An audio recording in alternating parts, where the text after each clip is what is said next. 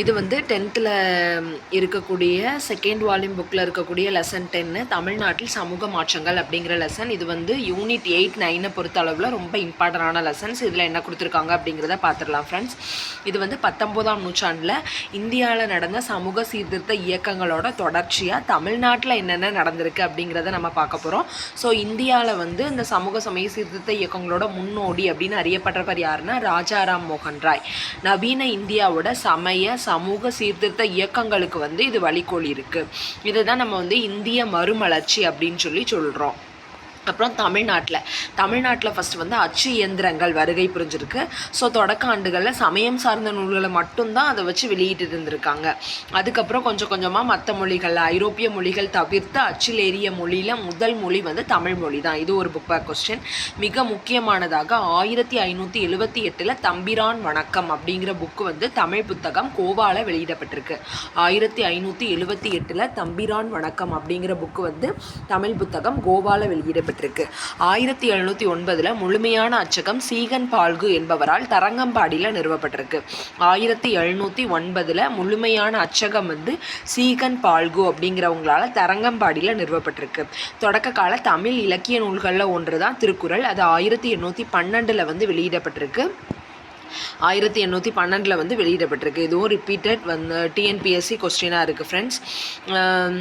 உவே சுவாமிநாதர், அதுக்கப்புறம் 19ஆம் நூற்றாண்டில் தமிழ் அறிஞர்களாக இருந்த சீவை தாமோதரனார், உவே சுவாமிநாதர் இவங்கள்லாம் வந்து தமிழ் செவ்வியல் இலக்கியங்களை வந்து மீண்டும் கண்டறியறக்காண்டி தங்களுடைய வாழ்நாள் ஃபுல்லத்தையுமே செலவழிச்சிருக்காங்க. சீவை தாமோதரனார் வந்து பனையோலைகளில் கையால் எழுதப்பட்ட பல தமிழ் இலக்கிய நூல்களை வந்து பதிப்பிச்சிருக்காங்க.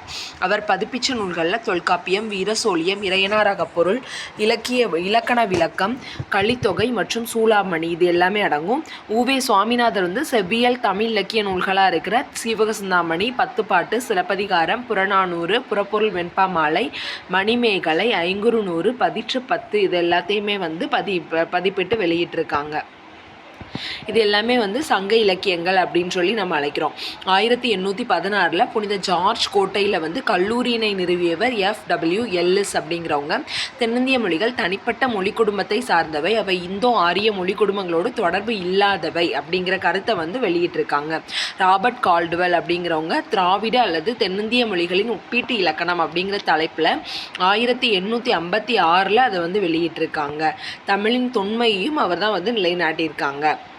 அப்புறம் பி. சுந்தரனார், மனோன்மணியம் சுந்தரனார் இருக்காங்கல்ல, அவங்க வந்து மனோன்மணியம் என்னும் நாடக நூலில் இடம்பெற்றுள்ள தமிழ்மொழி வாழ்த்து பாடல் மூலமாக தமிழை வந்து சிந்தனைகள் எல்லாத்தையுமே வந்து மெய்ப்பிச்சிருக்காங்க. வள்ளலார் அப்படின்னு பிரபலமாக அறியப்பட்ட ராமலிங்க அடிகள் 1823 1874 இந்து சமய பழமைவாதத்தை வந்து கேள்விக்கு உள்ளாக்கியிருக்காங்க. ஆபிரகாம் பண்டிதர் தமிழ் இசைக்கு சிறப்பு செய்தோடு தமிழ் இசை வரலாறு குறித்த நூல்களையும் வெளியிட்டிருக்காங்க. சீவை தாமோதரனார், உவே சுவாமிநாதர், திருவி கல்யாண சுந்தரம் இவங்க எல்லாருமே வந்து பரதிமாட் கலைஞர், மறைமலை அடிகள், சுப்பிரமணிய பாரதி, வையாபுரி, கவிஞர் பாரதிதாசன் ஆகியோர் தங்களுக்கே உரித்தான வழிகளில் தங்களின் எழுத்துக்களின் மூலம் தமிழ் இலக்கியத்தின் புத்தெழுச்சிக்கு பங்களிப்பு செஞ்சுருக்காங்க.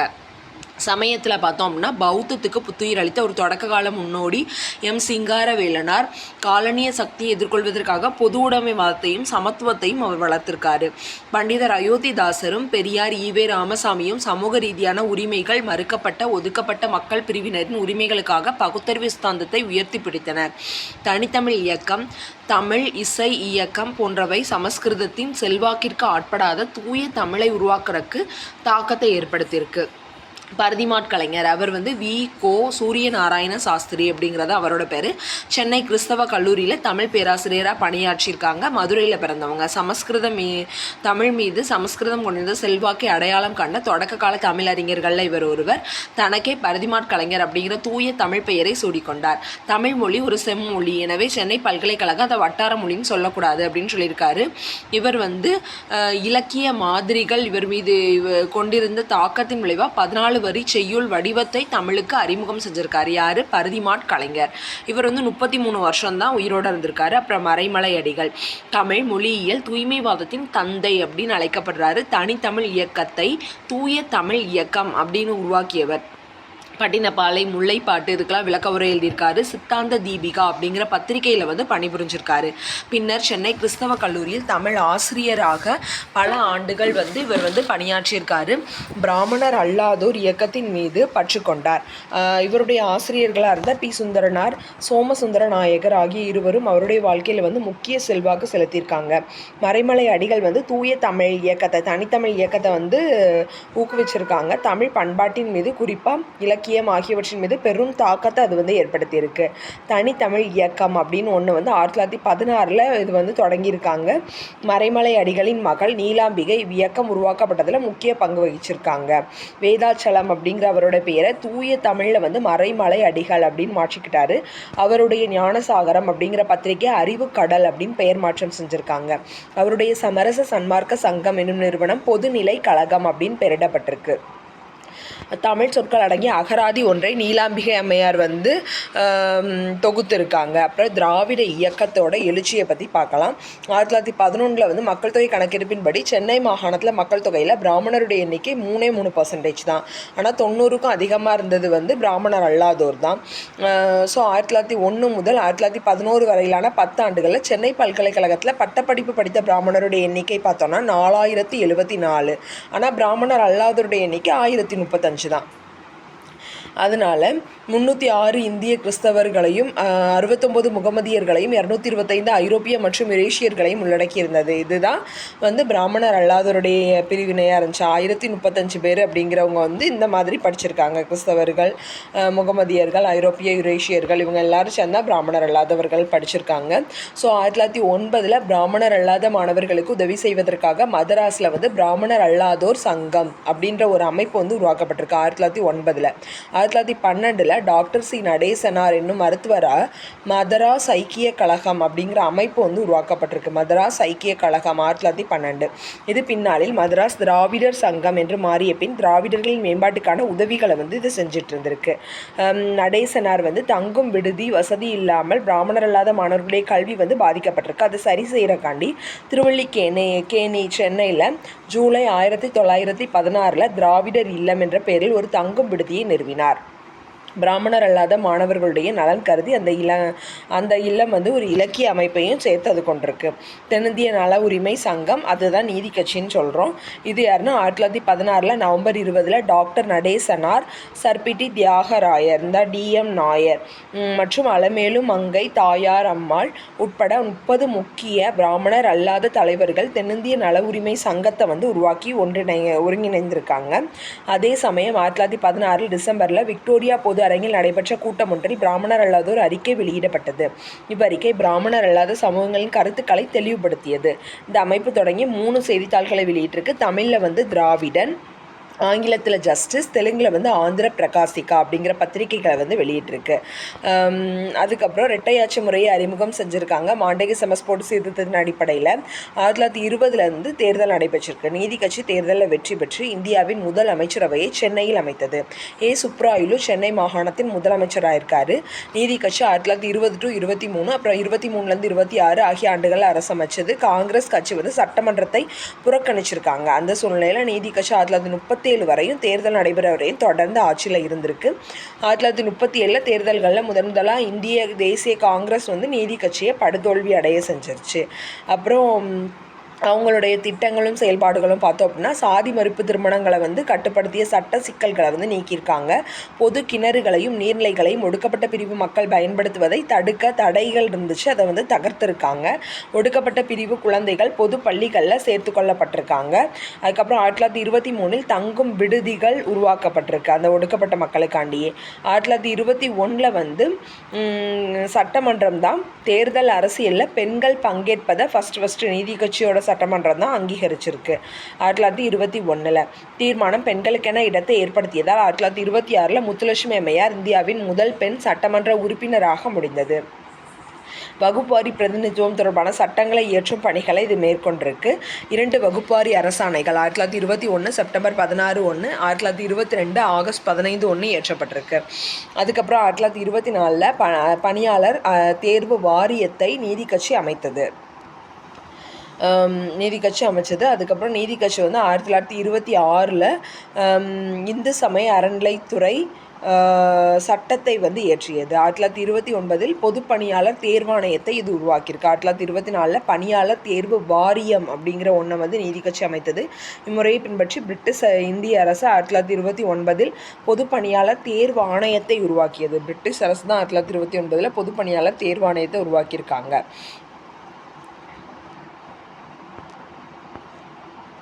அதுக்கப்புறம் சுயமரியாதை இயக்கத்தில் வந்து என்ன சொல்கிறாங்க அப்படின்னா,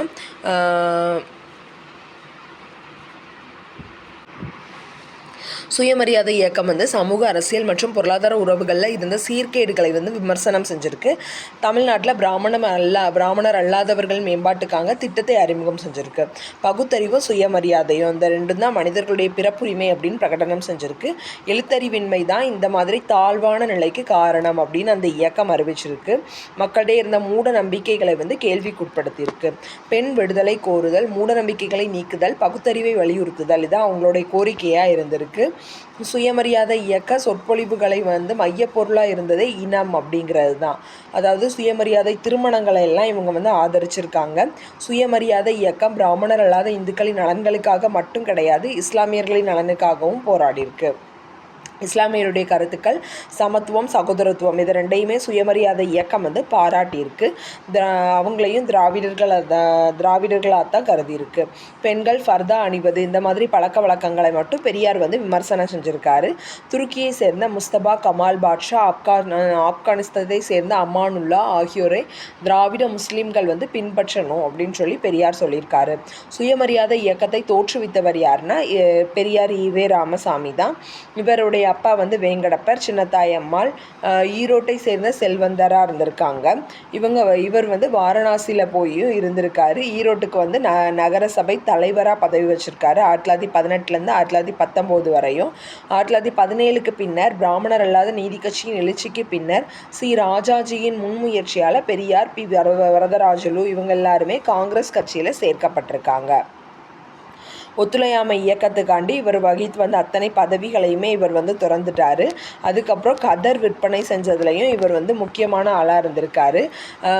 அப்புறம் மது விலக்கிற்காண்டி 500 தென்னை மரங்களை அவருடைய தோப்பிலிருந்து வெட்டிட்டார். தமிழ்நாடு காங்கிரஸ் கமிட்டியின் செயலாளராகவும் தலைவராகவும் இவர் வந்து பொறுப்பு வகிச்சிருக்காரு. அப்புறம் திருவாங்கூர் சமஸ்தானத்தின் சுதேச அரசாக இருந்த வைக்கம் அப்படிங்கிற இடத்துல கேரளாவில் இருக்கக்கூடியது. அந்த இடத்துல வந்து ஒடுக்கப்பட்ட மக்கள் வந்து கோயிலுக்குள்ளே நுழையிறக்கு இருந்த தடையை எதிர்த்து இவர் போராடி ஜெயிச்சிருக்காரு. மதுரையை சேர்ந்த சென்ட் ஜார்ஜ் ஜோசப் இதில் வந்து முக்கிய பங்கு வகிச்சிருக்காரு. இதனால இவரை வந்து வைக்கம் வீரர் அப்படின்னு சொல்லி பாராட்டியிருக்காங்க. சேரன்மாதேவி குருகுலத்தில் வந்து உணவு உண்ணும் அறையில் சாதி அடிப்படையில் பாகுபாடு இருந்திருக்கு அப்படிங்கிறத கேள்விப்பட்டு மன வருத்தம் அடைஞ்சிருக்காரு. ஏன்னா இக்குருகுலம் வந்து தமிழ்நாடு காங்கிரஸ் கமிட்டியின் நிதி உதவியில் வாவே சுப்பிரமணியம் அப்படிங்கிற காங்கிரஸ் தலைவரால் தான் நடத்தப்பட்ட குருகுலமாக இருந்திருக்கு. சட்டசபையில் வந்து பிரதிநிதித்துவ அமைப்புகளில் பிராமணர் அல்லாதவர்களுக்கு இட ஒதுக்கீடு வந்து அறிமுகப்படுத்தப்பட வேண்டும் அப்படிங்கிறதுல வந்து ரொம்ப இம்பார்ட்டன்ட் கொடுத்துருக்காரு. 1925 காஞ்சிபுரத்தில் காங்கிரஸ் குழுவோட வருடாந்திர மாநாடு வந்து நடந்திருக்கு. அதில் வந்து இந்த இடஒதுக்கீடு தொடர்பானதை வந்து நடைமுறைப்படுத்தணும்னு முயற்சி செஞ்சு தோல்வி அடைஞ்சிட்டாரு. அதனால இவர் வந்து காங்கிரஸை விட்டே வெளியேறிட்டார். இவர் வந்து நடத்தின பத்திரிகைகள்னு பார்த்தோன்னா குடியரசு 1925, ரிவோல்ட் 1928, புரட்சி 1933, பகுத்தறிவு 1934, விடுதலை 1935. ஆனால் சுயமரியாதை இயக்கத்தோட அதிகாரப்பூர்வ செய்தித்தாள் வந்து குடியரசு தான். இது புக் பேக் கொஸ்டின். இவர் வந்து சித்திரபுத்தன் அப்படிங்கிற புனைப்பெயரில் வந்து நிறைய கட்டுரைகள் எழுதியிருக்காரு.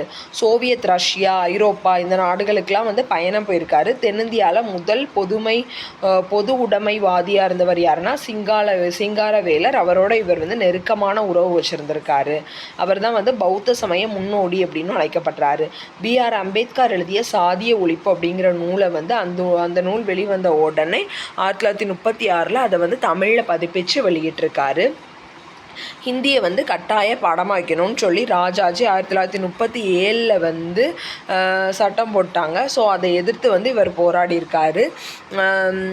இந்தி எதிர்ப்பு போராட்டம் அப்படின்னு 1937 to 39 அந்த டைமில் இவர் வந்து சிறையில் அடைக்கப்பட்டிருக்காரு. நீதி கட்சியின் தலைவராக தேர்ந்தெடுக்கப்பட்டிருக்காரு சிறையில் இருக்கும் போதேன்னு. ஸோ அதுக்கப்புறம் நீதி கட்சியை வந்து சுயமரியாதை இயக்கத்தோடு சேர்த்துட்டாங்க. சேர்த்துட்டு 1944 திராவிடர் கழகம் தீக்க அப்படின்னு சொல்லி அதுக்கு ஒரு புது பேர் வச்சுட்டாங்க. சென்னை மாநிலத்தின் முதலமைச்சராக இருந்த ராஜாஜி வந்து தொழில் கல்வி அப்படிங்கிற திட்டத்தை அறிமுகப்படுத்தி அவங்கவுங்க அப்பா என்னென்ன தொழில் செஞ்சுட்டு இருந்தாங்களோ அதையே பயிற்சி கொடுக்கணும்னு குலக்கல்வி திட்டம் அப்படின்னு சொல்லி இதை வந்து சாதி அடிப்படையாக கொண்ட முறை அப்படின்னு சொல்லி பெரியார் வந்து விமர்சிச்சிருக்காங்க. ஸோ ராஜாஜி வந்து பதவி விலகிட்டாங்க. அந்த டைமில் கு காமராஜ் அப்படிங்கிறவங்க வந்து சென்னை மாநிலத்தின் முதலமைச்சராக ஆயிட்டாங்க. பெரியார் வந்து 94வது வயதில் இயற்கை எய்திருக்காங்க. அவங்களுடைய உடல் வந்து பெரியார் திடலில் அடக்கம் செய்யப்பட்டிருக்கு அப்படின்னு சொல்லி முடிச்சாச்சு. அதுக்கப்புறம் சமயம் அப்படிங்கிறது வந்து மூட நம்பிக்கைகளை ஏற்றுக்கொள்கிறீர்கள் அப்படின்னு பொருள் அப்படின்னு சொல்லி தான் இந்த பெரியார் அப்படிங்கிறவங்களோட கொள்கையாக இருந்திருக்கு. பரம்பரை அர்ச்சகர் அப்படிங்கிற முறையை ஒழிச்சிட்டு சாதி அடிப்படையில் இல்லாமல் சமய அறிவை பெற்றிருக்கவங்கள தான் அர்ச்சகராக கூட வைக்கணும் அப்படின்னு சொல்லியிருக்காங்க. பெண்களுக்கு விவாகரத்து பெறக்கும் சொத்துலையும் பங்கு உண்டு. ஸோ இந்த 2 உரிமையுமே அவங்களுக்கு உண்டு அப்படின்னு சொல்லியிருக்காங்க. பெண்களை வந்து வாழ்க்கை துணை அப்படிங்கிற வார்த்தையை வந்து நம்ம பயன்படுத்தணும் அப்படின்னு சொல்லியிருக்காங்க. அப்புறம் இவங்களோட இம்பார்ட்டண்டான புக்கு வந்து பெண் ஏன் அடிமையானால் அப்படிங்கிற புக்கு. அப்புறம் இவர் வந்து தாய்மை அப்படிங்கிற ஒன்று வந்து பெண்ணுக்கு வந்து பெரிய சுமையாக இருக்குது அப்படின்னு சொல்லியிருக்காங்க. 1989 தமிழ்நாடு இந்து வாரிசுரிமை சீர்திருத்த சட்டத்தை அறிமுகம் செய்தது. அந்த சட்டம் வந்து முன்னோர்களுடைய சொத்துக்களில் பெண்களுக்கும் உரிமை உண்டு அப்படின்னு சொல்லிட்டாங்க. ஓகே, அடுத்து ரெட்டைமலை சீனிவாசன். ரெட்டைமலை சீனிவாசனை தாத்தா அப்படின்னு சொல்லி நம்ம சொல்கிறோம். 1859ஆம் ஆண்டு காஞ்சிபுரத்தில் இவர் பிறந்திருக்காரு. சாதி படிநிலைகளில் ஒடுக்கப்பட்ட மக்களோட சமூக நீதி, சமத்துவம், சமூக உரிமைகள் இதுக்கு எல்லாத்துக்குமே இவர் வந்து போராடியிருக்காரு. அவருடைய தன்னலமற்ற சேவைக்காக ராவ் சாஹிப், ராவ் பகதூர், திவான் பகதூர் ஆகிய பட்டங்களால் அவர் வந்து சிறப்பு செய்யப்பட்டிருக்காரு. Repeated TNPSC question.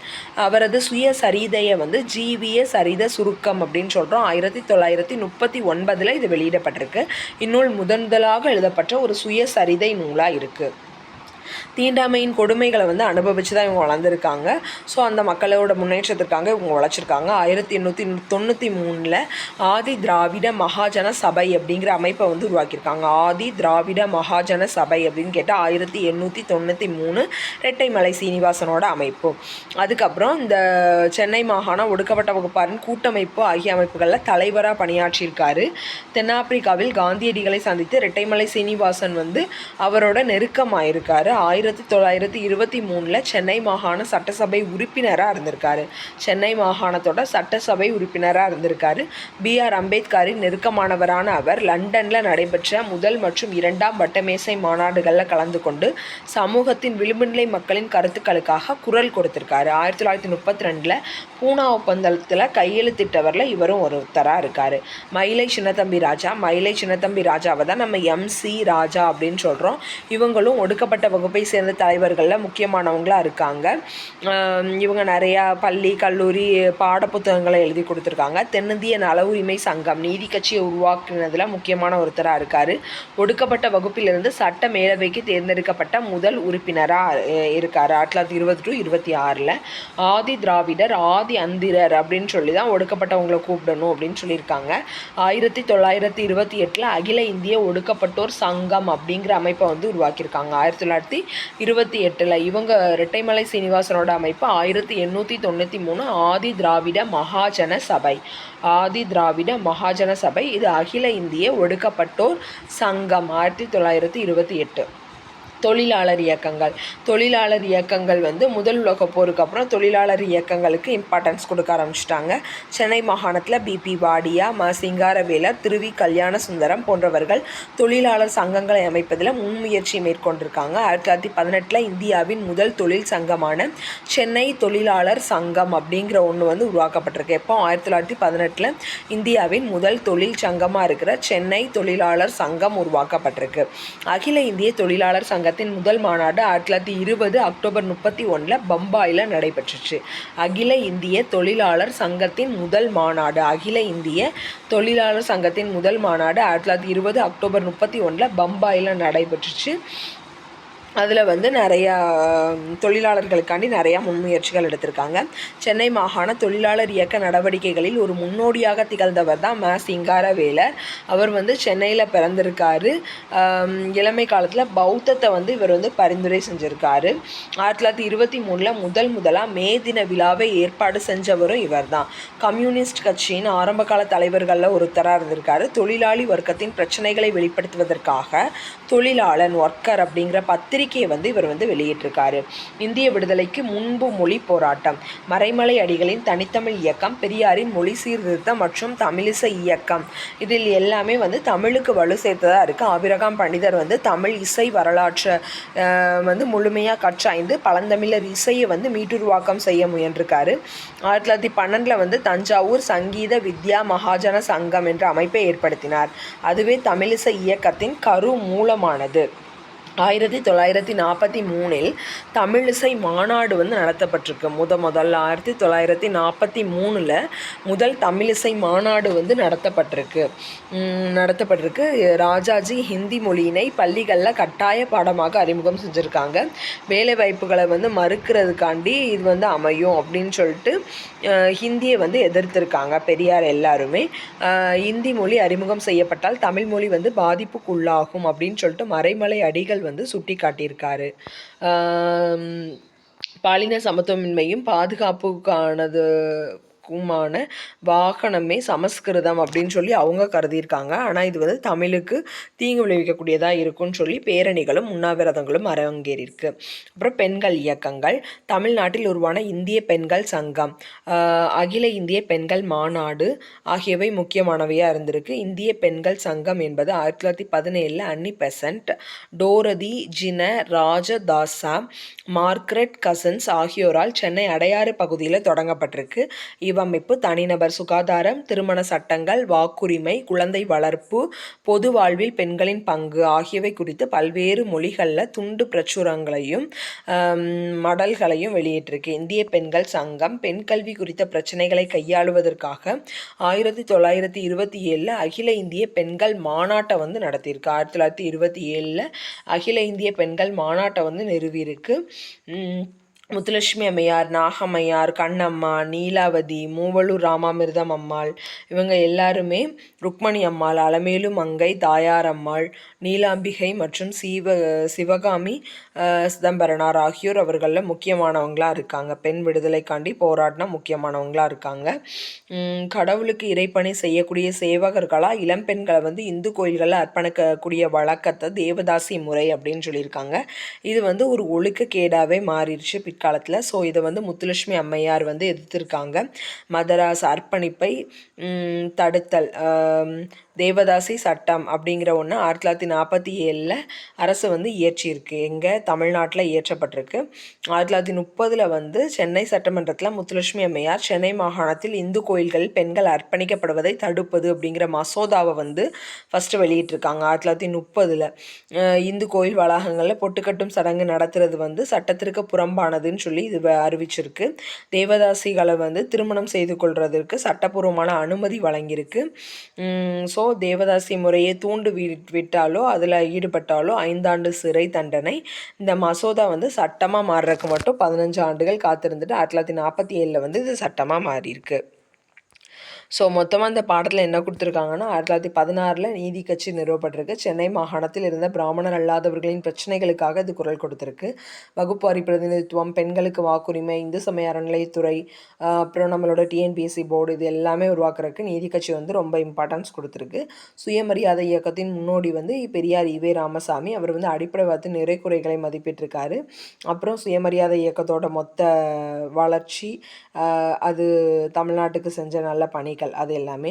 இதே காலகட்டத்தில் இரட்டைமலை சீனிவாசன் ஒடுக்கப்பட்ட சாதியை சேர்ந்தோரின் முன்னேற்றத்திற்காகவும் தொழிலாளர் இயக்கங்களுக்காகவும் பாடுபட்டார். உழைக்கும் வர்க்கத்தினரின் பிரச்சனைகளை கையாண்டார்.